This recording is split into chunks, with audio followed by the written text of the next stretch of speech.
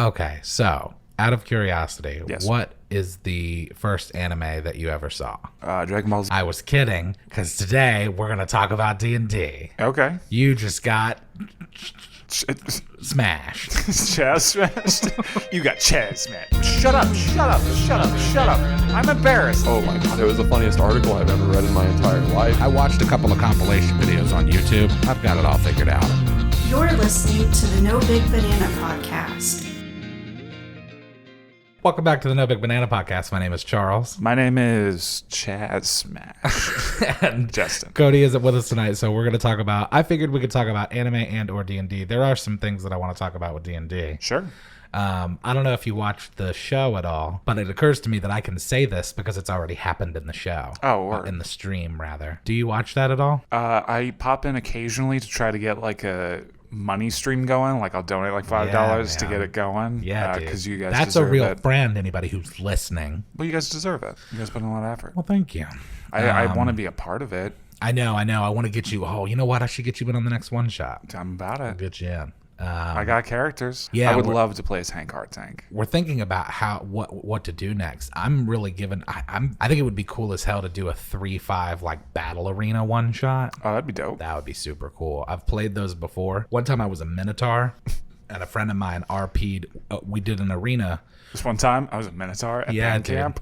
We did arena war shit, and I fought a fucking kraken, dude. Hell yeah, bro. And I ended up getting swallowed by it, and then bursting my way out of its guts. You bammed with that my shit? axe. Oh, dude, it was so bammed fucking that shit? cool. Yeah. Hell yeah, bro. It was so gangster. Actually, but in D&D, something's about to happen, and it already happened if you saw the live stream.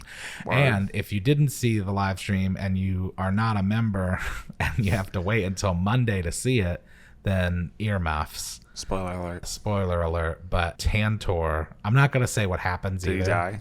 No, but something's going to happen to Tantor. Because the other night we had to basically fight the Iron Giant. Oh, hell yeah. In the Did you know it's ocean. voiced by Vin Diesel? Yeah. That blew my mind when I found out. I was like, what the fuck, man? Yeah, dude. I watched that movie like 9 times as a kid. Did you know that Susan Sarandon's husband is the voice of Jack Skellington from The Nightmare the Before fuck, Christmas? Yeah. Dude, that I still think that movie holds up. Oh, I'm not like one of those people that are like, oh my god, I love Jack Skellington. Like Ivy, like come on, Ivy. Dude, that's Elfman though too. His lament, like Jack's lament, is still a good song. Yeah, it just is. Like, yeah. What were we talking about before? We were talking about D&D? The Nightmare Before Christmas. we were talking about Tantor. Like, so something's about to happen to Tantor, which is kind of sad and it's cool in other ways. Basically, a Verena thing is happening. I don't know if you ever saw the Wii Play. Verena? In the Wii Play, the character I played was a half elf. I need to know what a Verena is. Or she was a halfling barbarian. God, you're killing me. She was What the hell's a Verena? I'm trying to tell you. Okay, you're just talking about characters, and I'm like, what the fuck's a Verena? And you're like, Verena is the name of elf. Verena's the name of my character. Oh, I thought it was like a thing. No, it's a person. Okay, it's a character. Sorry, continue. That's why I was explaining the character. So she was a halfling. This whole time I was like, what the fuck is it? And you're just talking the about fuck is a Verena? Yeah. There are a lot of people listening laughing because they know about Verena. Gotcha. She was a halfling barbarian with a cocaine problem. Oh, that's right. Yeah, I remember her. At one point in the story, she basically we were at this wizard college, and the wizard college is like floats. So it's like a floating like giant castle, basically like Mage Academy. Gotcha. And in the center of it is this like gem or like a stone or something, and it's like bust it and snort it. No, bro. I jumped because you find out early on in the campaign. You just see her like cracking this gem and like, yeah. Early on in the campaign, I drank this water that was like very obviously tainted by the stuff that was part of the BBEG stuff for the main storyline. Word. So I drank the water immediately. And upon doing so, started to hear voices. So throughout the campaign, we would have our regular sessions that we filmed, and then Ethan and I would have separate sessions of just Verena stuff. Word. And one of the things that happens is when they get to the Mages College, Verena is now hearing voices to the point where she's being drawn to this voice, to the stone by this voice. Snort the shit out of it. And she fucking dives off virtually a cliff. to her just disappearance, and then we didn't talk about it again. And that's when Augustus Montgomery joined the party. Got you. And so then Verena comes back later. So basically, there's another Verena situation going on where something's happening to Tantor because I picked up this orb.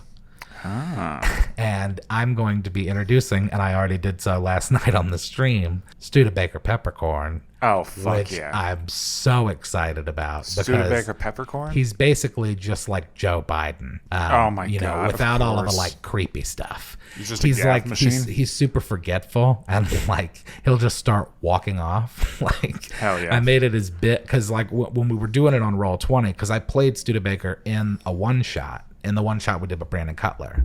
Okay. And he's a turtle. Hell yeah. He's a really, really old turtle. It should have been Mitch McConnell, but No, he listen. just blocks everything that the party wants to do.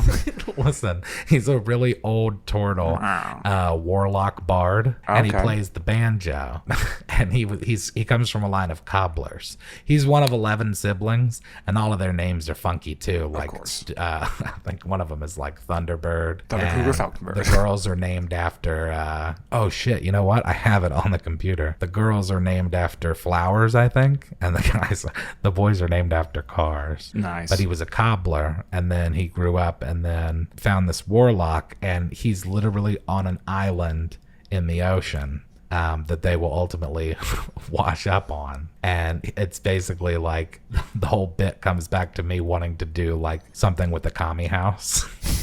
God damn it. And just being like, hey man, I could just have a turtle in the ocean. Yeah. And that's where Studebaker Peppercorn can be. And he's a warlock bard, and he is super fun. I just start walking away to the point where the rest of the party got used to it, and they're like, hold on, we gotta get Stu. He's wandering off again. I intentionally did this just because like I wanted to fuck with Alex, but it was the first time he ever DM'd. Oh boy. And I was like, I'm gonna play as just my character. Like, I forget the name of the character, but like the whole concept is that he was like a high elf, and he was just like a hermit. So he was just alone for like 300 years and just went batshit, right? So like, Oh my God. had no social understanding, like how to like communicate with people, to the point where like Alex would start feeding us like okay, so you see a couple people on the side of the road, what do you do? And I was like, he notices like some really nice looking rocks, and then starts organizing them from best to worst. And he was like, you're not gonna go say hi to the characters? And I was like, nah. Oh, I think you've told me this Yeah. before. Yeah, I just fucked off. And then like in the middle of the combat, I just sat down, and he was like, you're just gonna sit? And I was like, yeah. He doesn't know what's going on. He doesn't care. He's just like interested in all this other shit. It was the best. I found his story, and I'm actually pretty proud of this. I did have to change it slightly to include him in. Right. But for as long as he can remember, which is not long, mind you, Stu Peppercorn has struggled with short-term memory loss. He can remember some things for decades and others for moments, and what those things are is completely random and interchangeable. Nice. While intelligent, his memory issues account for much of his difficulty in being productive. I love like high int, low, or like high wisdom, low int characters. That's the best. Studebaker Peppercorn was born to a poor family as one of 11 turtles. As the youngest, he spent much of his youth in the shadows of his older siblings. In his youth, he often daydreamed about magic and wished he had a natural affinity for it, like his older brother Thunderbird or his older sister Daisy. They both went to mage universities, but due to his memory Is issues... one of them named Pontiac? Listen, due to his memory issues, Stu was Peppercorn. Stu was not accepted. He then thought perhaps music was his calling. His older brother Spitfire and his older brother Mustang were fantastic musicians. Even his older sisters Lily and Periwinkle were excellent singers. His oldest brother, Gran Torino. They, of course, went to Bard College, but due to his memory issues, Stu was not accepted. He never considered a warrior's path. It was never his calling. His eldest brother, Tornado, on the other hand, was one of the strongest fighters in town. Out of options, he joined his brothers Cutlass and Gremlin and his sister Petunia and picked up the family trade of cobbling. He spent much of his life well into his 20s shoeing the community. After the death of his father and the subsequent death of his mother, I got you showing right here. the remaining Peppercorns divvied up a paltry estate and went their separate ways. Stu stayed cobbling for another year or so before remembering his love of magic. In spite of rejection from local arcane colleges, Stu would befriend an old warlock who taught him a few things about spellcasting, which is where he is on the island. Word. But the end of his story, which led up to where he was in the one shot with Cutler, was years later. He would he joins a commune of bards and like perfects his bardic knowledge. Right. Years later, he would run into a friendly half elf named Kirk Longfellow. Kirk played the bagpipes, and so the super duo of Longfellow and Peppercorn was born. They've been on the road ever since, and that was Justin's character that he played on the one shot. So basically, I just took the level 10 Studebaker Peppercorn and brought him back down to a level 5, and putting him into the campaign. Hell yeah. I'm stoked on it, dude. He's so fun. I can tell you've been smiling this entire time. He's great. Like I like the characters where Do you like him more than Tantor? I don't know, man. Who's your fun. favorite character you've ever played as? Rufio, Rosey, the Harpoon Hadozee. Bro. Let me tell Can you. you say it one more time but slower? Rufio, Rosey, the Harpoon Hadozee. Okay. First of all, don't at me if you say Hadozee. I always said Hadozee in my head. That's what makes sense to me. In 3.5, there's a book called Stormwrack, and it is like an aquatic expansion. Mm-hmm. In Stormwrack are the Hadozee, which are basically gorilla flying squirrels. God damn, that's awesome. So, and they're pirates. How is Dungeons and Dragons not more popular than it is? I really, that's a great question. Like, I mean, well, to be fair, it's the most popular it's ever been. That's true, yeah. So, I mean, it can only go up from here.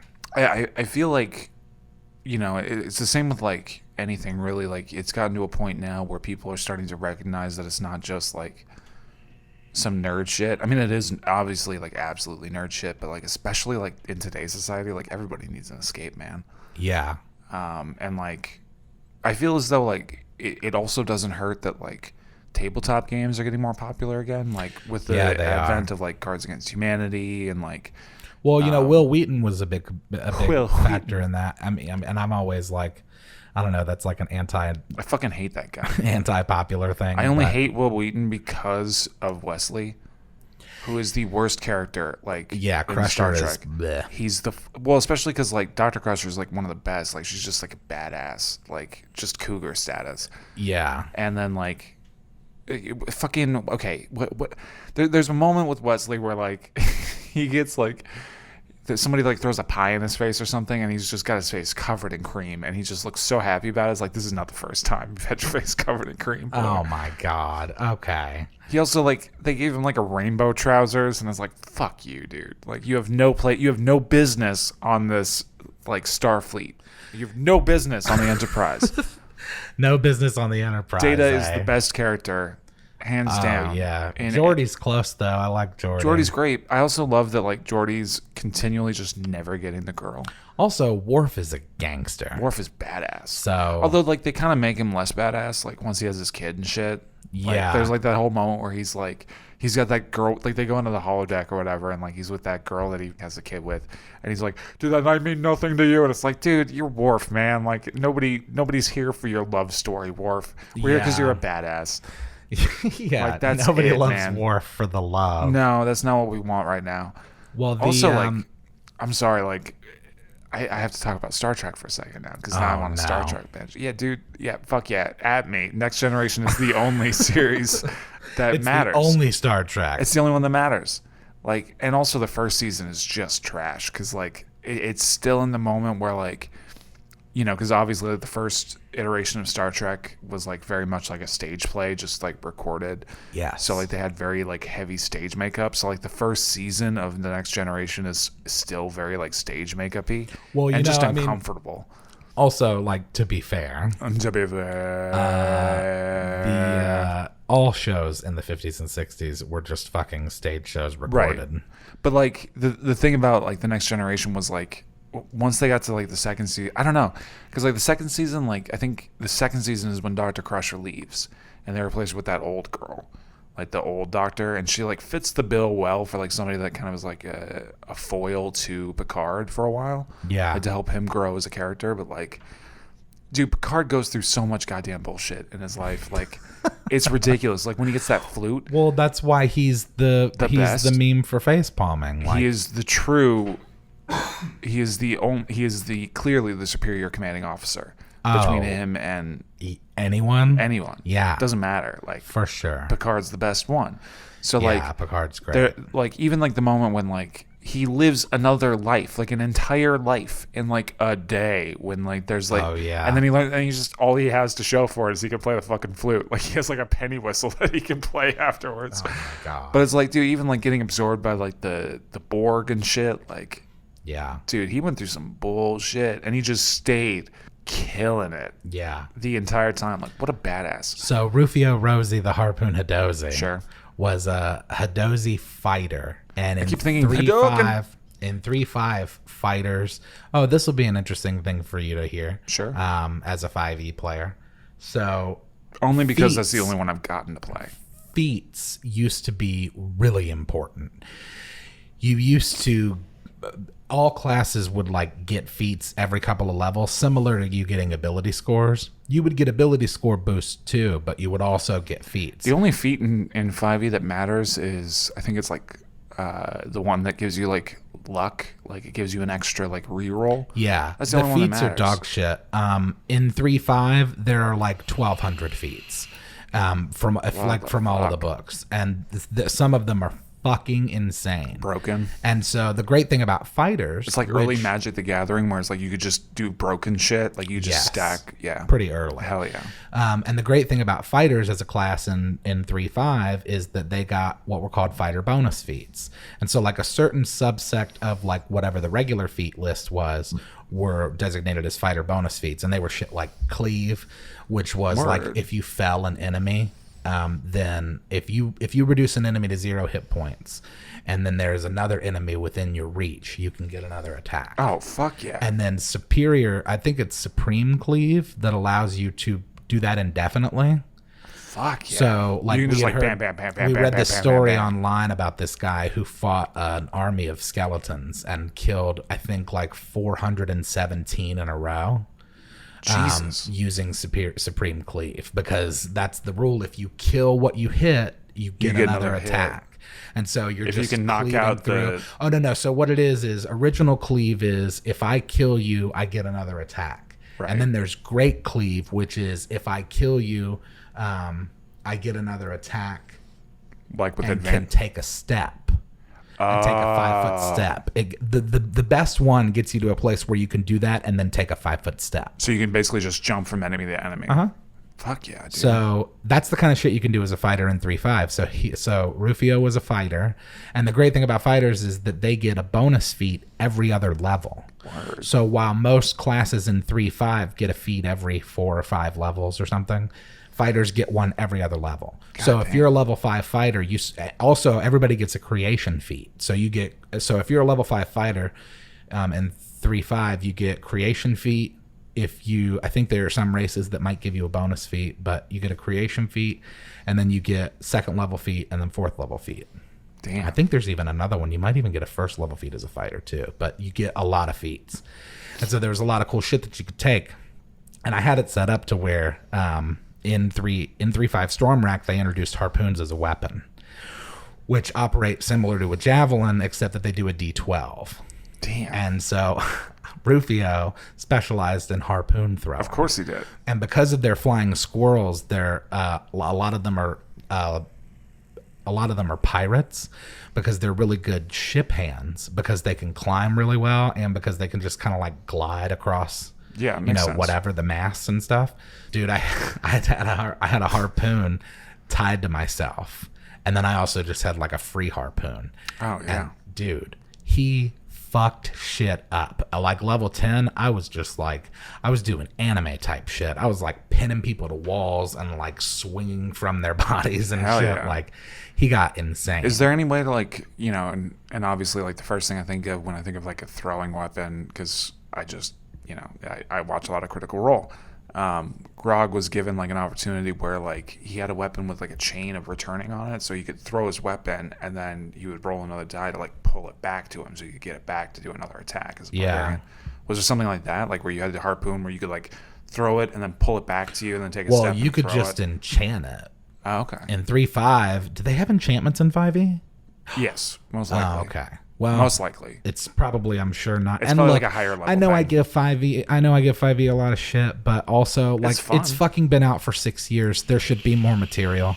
There was certainly way more material created for 3.5 in its time, and that was before the internet. I think it's just because of how streamlined the process is. There's not as much opportunity for like. Yeah, developing. I know, but still, there should be though. Matt Mercer made it should some be shit. optional. That's the thing. It should be optional. Dudamancy's pretty cool. Should be available, and you could argue, I guess, that well, what about homebrew? But it's like, yeah, but also like, do they not want to make money? Make more money, print more books. People will fucking buy them. They've clearly gotten to a point because like Matt Mercer made like Dudamancy, yeah, which is super dope. It's like fate-based magic. Yeah. Well, so clearly they're starting to kind of break that shell and like allowing for like third party to come in and make new like magics and items and yeah. But in 3.5 you would just put an enchantment on the weapon to have it be a returning weapon. That's dope. So you could do it with whatever you wanted. So yeah, in theory, I didn't have return on it because I think that I had like I think I had bonus like elemental damage on it. Oh, like I had like lightning or fire damage on it. But yeah, you could, if you want to, just put returning on it, and then you could just throw whatever and bring it back to you, and you wouldn't even have to roll for it. It would just be a spell. Part of it. It'd just be like part of the action, like you attack, and then it comes back to you. You know how I know that we're on like a good track of like What's that? conversation? Is that like we're like 10 seconds into the outro and we haven't said anything. Well, no, yeah, you're gonna follow us on social media, right? At No Big Banana. Yeah. We're at You Twitter, fucking know what to do. Facebook and Instagram. Fuck the bell and hit us up on Twitter. And then send us an email at nobigbanana@gmail.com. Bye. NMLS number 3030.